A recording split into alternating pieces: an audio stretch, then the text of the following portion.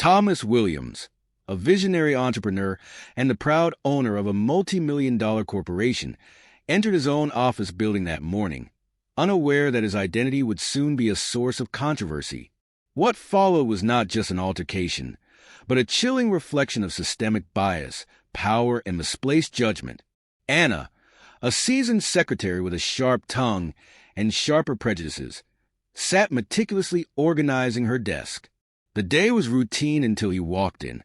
A tall black man in a tailored suit exuded a quiet confidence that clashed with Anna's perception of who belonged in this space. Thomas greeted her with calm authority. "Good morning. I'm Thomas Williams. I need access to my office." Anna's fingers froze over her keyboard. She glanced up, her professional mask barely concealing a flicker of disdain. "Excuse me?" she asked, her voice tight with skepticism. "I have a meeting," Thomas continued, his voice even, though her gaze made him feel as if he were being inspected. Her lips pressed into a thin line.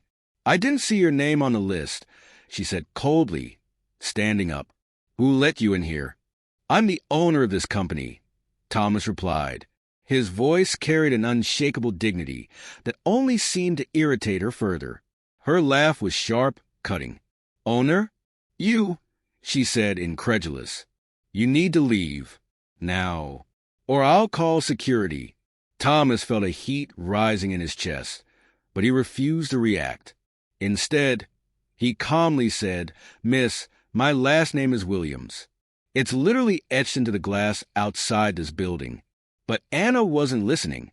She gestured to the security guard with an imperious flick of her wrist. "This man claims he owns the company," she sneered, loud enough for the nearby staff to hear. The guard approached, his towering figure a physical embodiment of Anna's misguided authority. Without asking questions, he blocked Thomas's path. "Do you have proof?" the guard demanded. Thomas reached into his pocket, producing his ID. He handed it to Anna, who barely glanced at it before dismissing it with a scoff. "Fake," she declared. "You think we don't know who owns this place?" "I'm warning you," she said, her voice rising. "Leave now, or I'll call the police."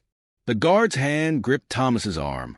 "Let's go," he said with quiet menace, shoving him toward the door. Thomas stumbled but caught himself, his anger now a controlled storm within him. "This is racism," he said quietly, his words cutting through the tension like a blade. Anna's laugh was icy. "Racism? Please, don't pull that card.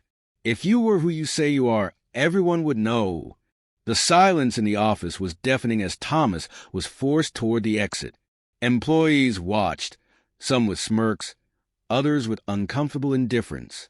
It was a public humiliation, an orchestrated spectacle of prejudice masquerading as protocol. But the tide turned in an instant. The soft ding of an elevator broke the silence as a group of senior managers stepped into the room.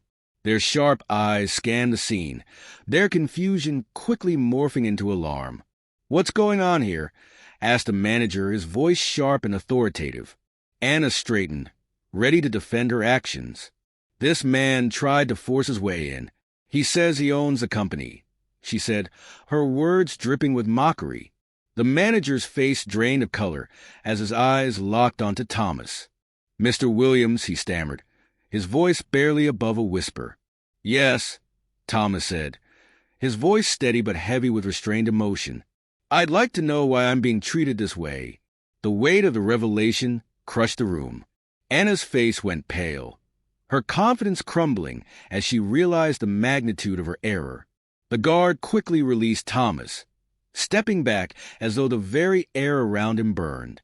"Mr. Williams," the manager said, his voice shaking.